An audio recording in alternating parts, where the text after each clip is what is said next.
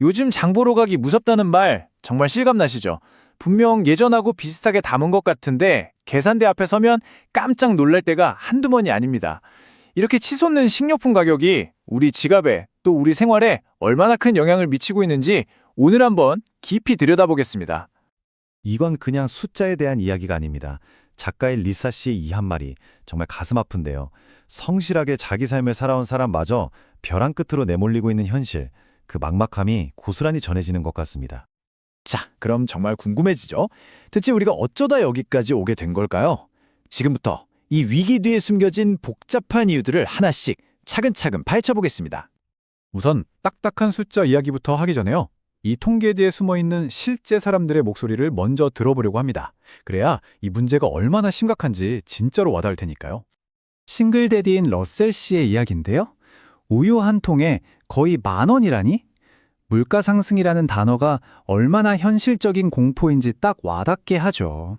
이거 하나 사려고 가게를 두세 군데나 돌아다녀야 한다는 말이 정말 남일 같지가 않습니다. 다시 리사 씨의 이야기로 돌아왔는데요. 나는 굶고 딸을 먹였다.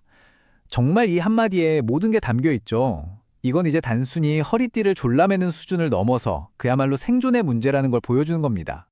자, 이렇게 개인들의 힘겨운 이야기들을 들어봤는데요.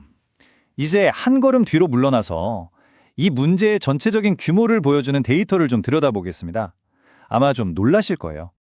여기서 정말 주목해야 할 부분이 있어요. 보세요. 전체 물가 상승률이 2.4%일 때 식료품 물가는 무려 4%입니다. 거의 2배 가까이 더 빨리 오르고 있다는 뜻이에요. 우리가 왜 유독 먹고 사는 게 힘들다고 느끼는지 바로 이 숫자가 그 이유를 정확히 보여주는 거죠. 그리고 그 결과가 바로 이겁니다. 2019년 이후에 푸드뱅크 이용자가 2배로 늘었다는 거예요. 이건 앞서 들었던 리사 씨나 러셀 씨의 이야기가 결코 특별한 소수의 사례가 아니라는 걸 아주 냉정하게 보여주는 증거죠. 자, 그럼 도대체 왜 이렇게 된 걸까요? 근본적인 원인이 뭘까요? 이제부터 전문가의 분석을 통해서 그 복잡한 속사정을 한번 파헤쳐 보겠습니다. 가장 핵심적인 질문이죠. 대체 무엇이 이 가격을 이렇게 밀어 올리고 있는 걸까요? 이걸 이해하려면 먼저 중요한 경제 개념 하나를 알아야 합니다. 보통 인플레이션이라고 하면 사람들이 물건을 막 사려고 해서 가격이 오르는 걸 생각하잖아요. 수요가 많아지는 거죠.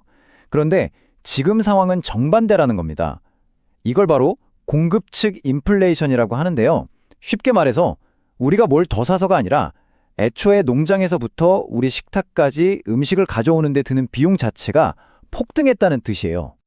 경제학자 콜린 와이즈만은 이게 어느 한 가지 때문이 아니라고 말합니다.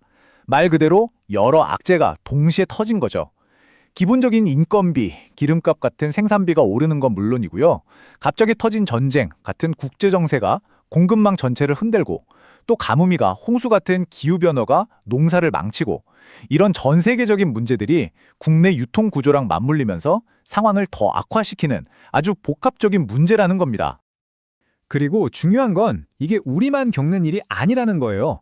지금 보시는 것처럼 미국, 영국, 유럽연합, 전 세계가 비슷한 문제로 골머리를 앓고 있습니다. 이건 거대한 글로벌 트렌드의 일부인 거죠. 자, 그럼 이런 상황에서 정부는 뭘 할 수 있을까요? 정부 정책으로 우리 장바구니 부담을 좀 덜 수 있을까요? 이 부분도 한번 짚어보죠.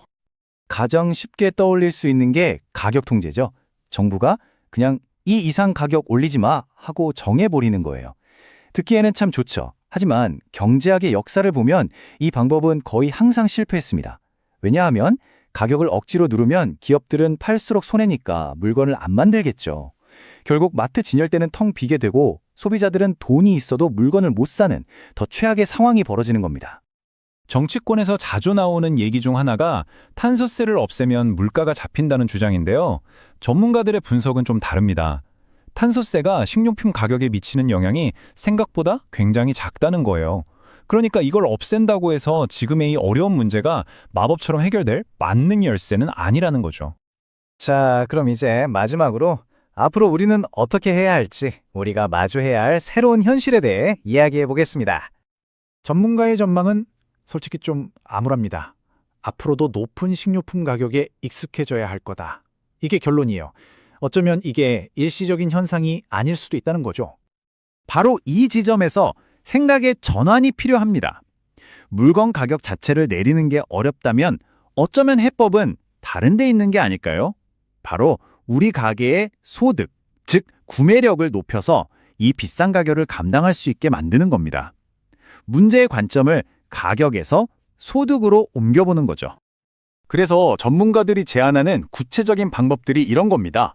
첫째, 저소득층에게 주는 사회지원금을 그냥 물가 상승률에 맞추는 게 아니라 훨씬 더 가파르게 오르는 식료품 물가에 연동시키자는 거예요. 그래야 실질적인 도움이 되겠죠. 둘째, 보육이나 약값처럼 어차피 꼭 써야 하는 돈의 부담을 사회 프로그램으로 줄여주고요. 마지막으로 가장 큰 짐인 집값 부담을 덜어주는 겁니다. 이 모든 것의 목표는 단 하나예요.